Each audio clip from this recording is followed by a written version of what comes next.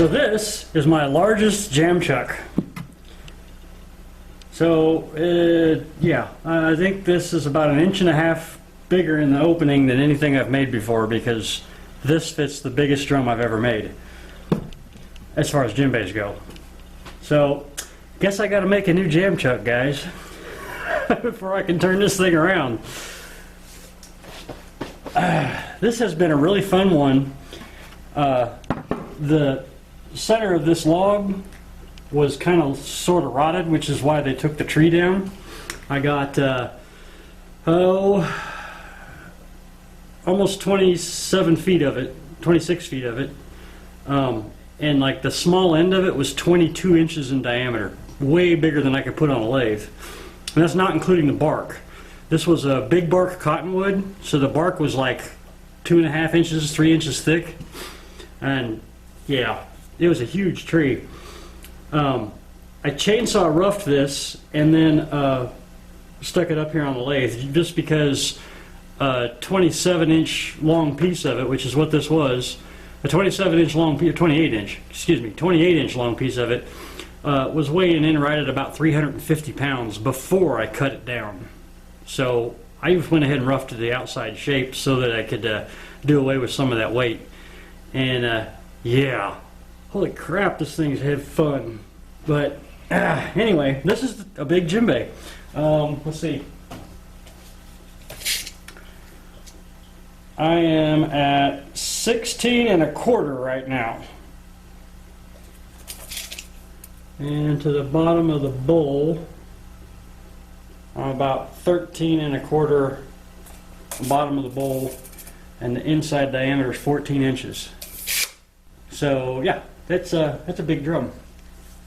So my personal drum is made out of this same wood, this cottonwood, and I tell you what, it's my personal drum for a reason. I kept it because it sounds so damn good. I like it. So now I have enough of this big cottonwood to do 9 of these, all this size. So I roughed out 3, and then I was going to rough out some more today, but it started raining, so I decided I'd come inside and start this process. So far, I've had to make this rest that you saw earlier to reach back in it far enough and comfortably. 2, I had to make this, and I put it into the 4-jaw chuck so that the jaws are out here, and the 4-inch 4-jaw chuck, and that was my drive for when I had it between centers. I tried it with a spur center, and it just shoved the spur center right on into that punky pith of the tree. So made this and worked just fine. Got it roughed out. It made the putting on the faceplate a little bit of a booger, but I got it. So wow. Anyway, I am going to take a break and see if I can find a chunk of wood to make a big enough jam chuck for it. And then when I return, we shall be working on the tail end, right? Okay, so I made myself a new jam chuck by taking some 2x6s and lapping the center and putting them over each other and then sticking it up there and rounding off the edges, and there you go. However, since it's not a full jam chuck, I decided not to do it with a friction fit, and you might see the screws. There's a screw there that goes at an angle and just touches the inside here a little bit. Maybe goes into the drum a half inch or so.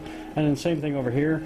And they're angled with the drive of the, actually they're angled against the drive. But anyway, they're angled so that they grab better anyway. So, however you want to put that. So let's go back over here. Got the faceplate off. And we're ready to start hollowing. Oh yeah, you might have seen, I know you saw it if you've been watching the video. I was using this earlier. This is a burger hollowing tool. For this punky stuff in the center, it kept clogging up the pro forma. So this, you can't clog.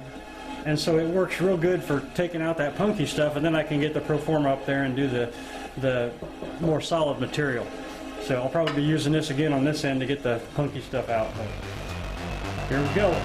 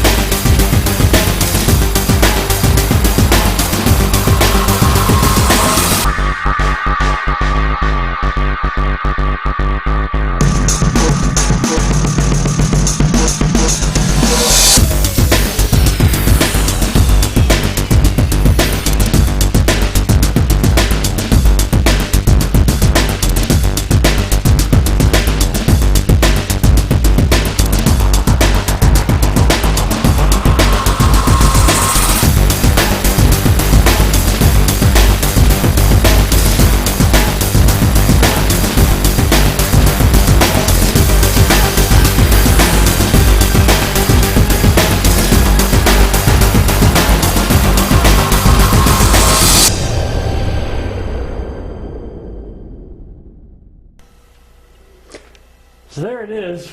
That's a big dude. I give it 40 pounds right now. By the time it dries out, it's going to lose half of that. Because this particular tree had only been down about 4 days when I found it. And I was only here for about 2 days before I started cutting it up and doing this. So, yeah. What was the overall here? So we got 16 and a half overall across it. 27 and a half tall now. It was 28, so when I trued up the ends, I lost that half inch, but that's okay. 27 and a half is plenty.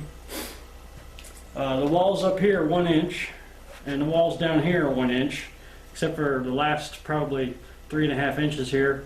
I wanted that thicker at the very base. And then by the time once it dries out and I return the outside, this will all be about 3/4. So, not bad. That's a big dude. Oh, and I must apologize. I found, after I had told you that one jam chuck was my biggest one, I found another one, but it was still about 1 inch short. It was about a ½ inch bigger than the one I showed you. So, it was still the biggest drum I've done on here. Considering there was only about 7/8 to 3/4 of an inch between the edge and the lathe bed. Yeah. Yeah, the banjo doesn't fit under it. I have that outrigger banjo that I've made, so the underbelly one.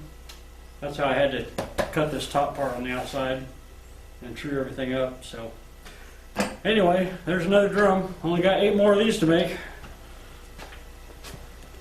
Guys, have a good time. We'll see you in about a week.